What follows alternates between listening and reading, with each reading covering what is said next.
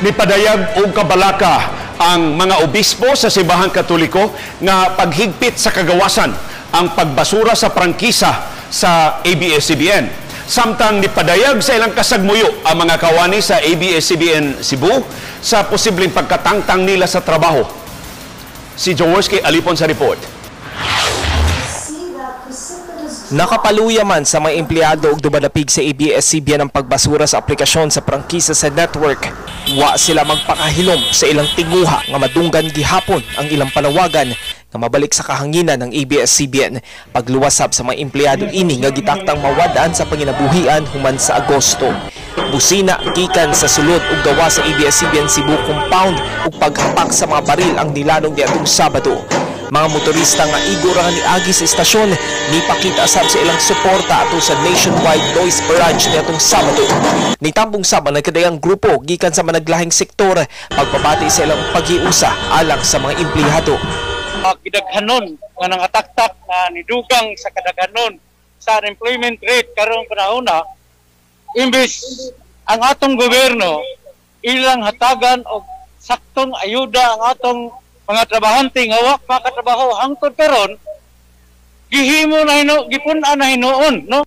Nagpasiga sabog kandila at tubangan sa compound aron ipangaliya ang sitwasyon bisan kung hanap pa ang umaabot alang sa mga empleyado. Hangtod Agosto 31 na lang sila makatrabaho sa kumpanya.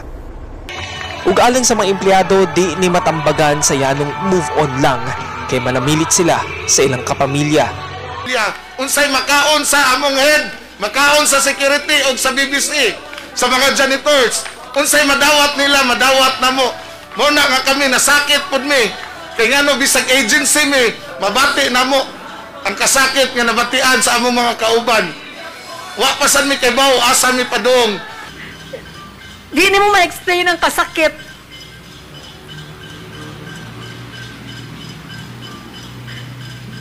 Lupig pa eh. Namatyan.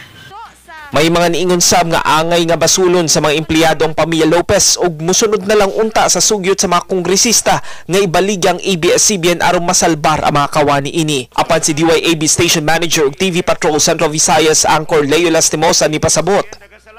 What could ABS-CBN have done to save our franchise? Kung atong tumano ng ilang mga sugyot, we could have sold our soul.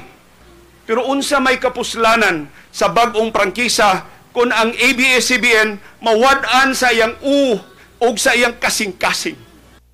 Ni pagawas na sab og pastoral letter ang Catholic Bishops Conference of the Philippines labot sa gilagway nilang pattern of intimidation sa gobyerno.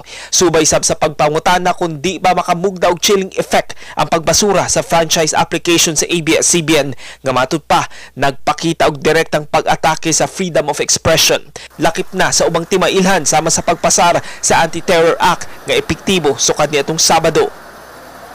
It is an invocation to the Holy Spirit that somehow our political leaders may have that enlightenment of the mind and the heart so that they may see through all these differing voices that are now being heard, that their moves perhaps should also be questioned at the same time, so to be redirected towards the right path.